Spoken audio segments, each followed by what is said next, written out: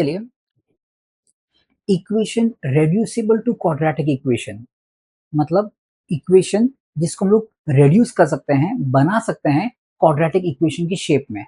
तो इसमें कुछ स्पेशल केसेस है। Case number 1, fourth floor second floor plus ground floor is equal to 0। क्या होगा? फोर्थ फ्लोर, बेटा मैं फोर्थ फ्लोर किसको बोलता हूँ? जहां पे x का पावर 4 है। मैं सेकंड फ्लोर किसको बोल रहा हूँ? जहां पे जो वेरिएबल है उसका पावर 2 है। और ग्राउंड फ्लोर मतलब ऐसा कोई टर्म जिसमें x ही नहीं है। मतलब मेरी भाषा में जब x के ऊपर पावर 4 है तो मैं इसको बोलेगा फोर्थ फ्लोर। अगर x के ऊपर पावर 3 है तो मैं बोलेगा थर्ड फ्लोर। अगर x के ऊपर पावर 2 है तो मैं बोलेगा सेकंड फ्लोर।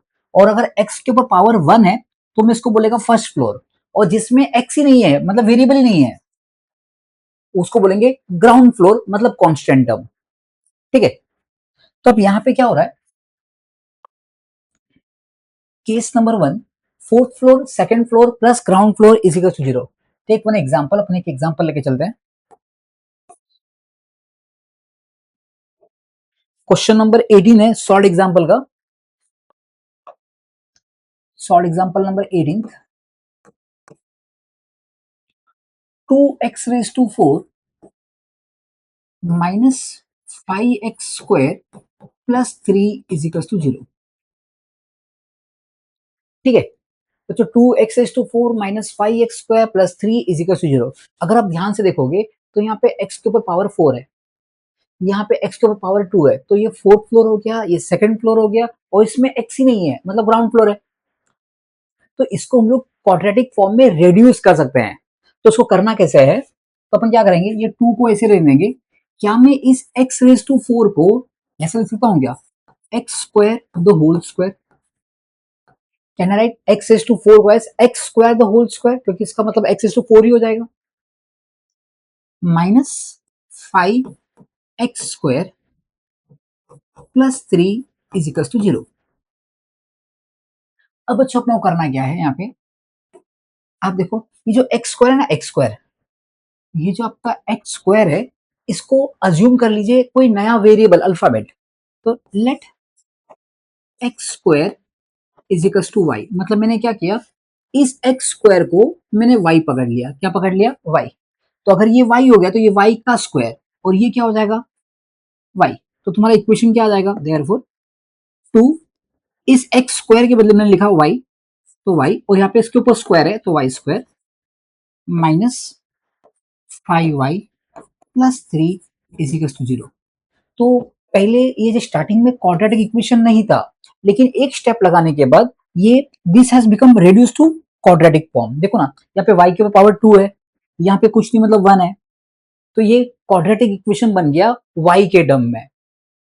अच्छा, क्वाड्रेटिक इक्वेशन को सॉल्व करने के वैसे तो बहुत सारे मेथड्स है, लेकिन अपने बुक में मेन करके 2 मेथड है। कौन सा? एक है फैक्टराइजेशन मेथड और एक है फॉर्मूला मेथड। तो जो भी मेथड्स आप करना चाहो वो कर सकते हो। मैं यहाँ पे फैक्टराइजेशन से कर लेता हूँ। तो कैसे करेंगे? यहाँ पे 2 है, 2 इंटू 3, तो प्रोडक्ट इज 6।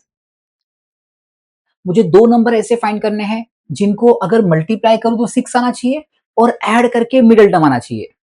तो इसके जो 2 फैक्टर्स बनेंगे वो क्या बनेंगे बताओ आप? एक बनेगा बेटा -2 -3। देखो, इनको मल्टीप्लाई करो, -2 इंटू -3 +6 हो जाएगा, और इनको ऐड करोगे तो -5 आ जाएगा। तो हमारा इक्वेशन में 2y², इसको स्प्लिट करेंगे ऐसा, -2y -3y plus 3 is equal to 0।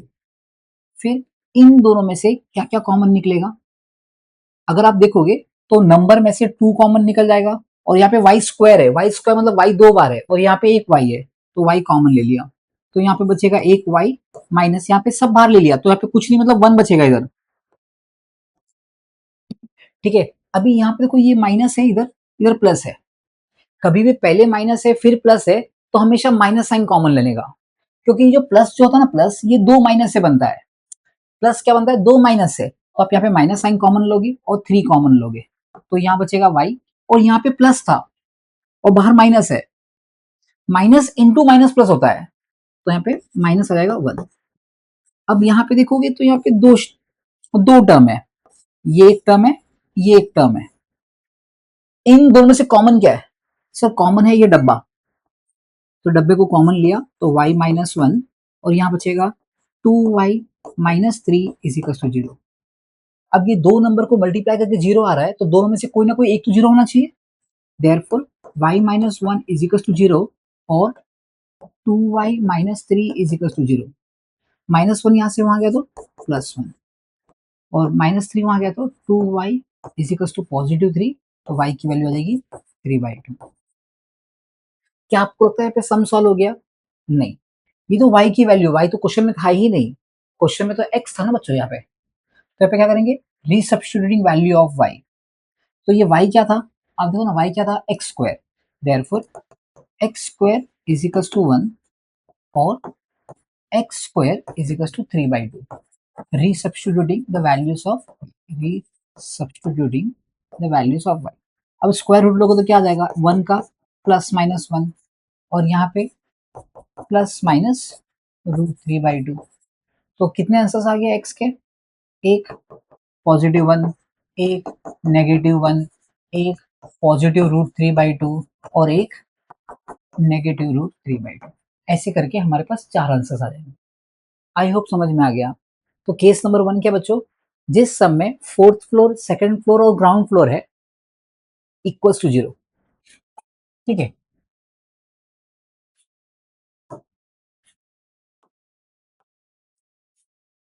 Case to. Case to में क्या होगा? अब देखिए, रूट ए अपॉन बी, ये जो भी है ना, नेक्स्ट टर्म इसका रेसिप्रोकल है। रूट ए अपॉन बी और रूट बी अपॉन ए क्या है? इसका रेसिप्रोकल है, इज इक्वल टू 5। मतलब हमको यहाँ पे जस्ट इमेजिन करो, कोई एक ब्रैकेट है, कोई भी एक ब्रैकेट है, और इसका reciprocal one upon bracket is equal to कुछ भी चीज। तो इसको भी हम लोग क्वाड्रेटिक के फॉर्म में बना सकते हैं। सर कैसे बनेगा? तो अपन क्या करेंगे, इस पूरे को ना, इस पूरे को जस्ट अज्यूम करिए कोई भी अल्फाबेट समझ लीजिए। मैंने एक्स पकड़ लिया, क्या पकड़ लिया? एक्स प्लस बच्चे रूट ए अपॉन बी। अगर रूट ए अपॉन बी अगर मेरा एक्स है, तो इसका रेसिप्रोकल क्या होगा? रूट बी अपॉन ए क्या होगा? 1/x। तो जो आपका रूट बी बाई ए, ये क्या बन गया? 1/x is equal to 5। अब सॉल्व करिए, यहाँ पे कुछ नहीं, मतलब वन है। टिंग टिंग टिंग, तो x into x, x square, one into one one upon x is equal to 5। Solve करेंगे तो ये इक्वेशन ऐसे बनेगा, x square plus one is equal to 5x। फिर 5x यहाँ पे आ जाएगा, तो x square minus 5x plus one is equal to zero. फिर इसको सॉल्व करना है।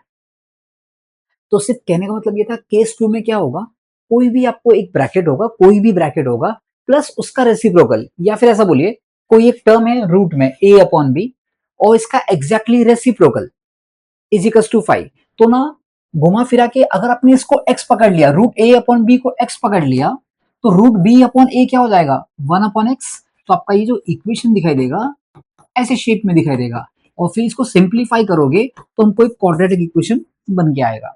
और जैसे क्वाड्रेटिक इक्वेशन आ गया, इसको सॉल्व करने का दो मेथड, एक बच्चा फैक्टराइजेशन मेथड और एक फॉर्मूला मेथड।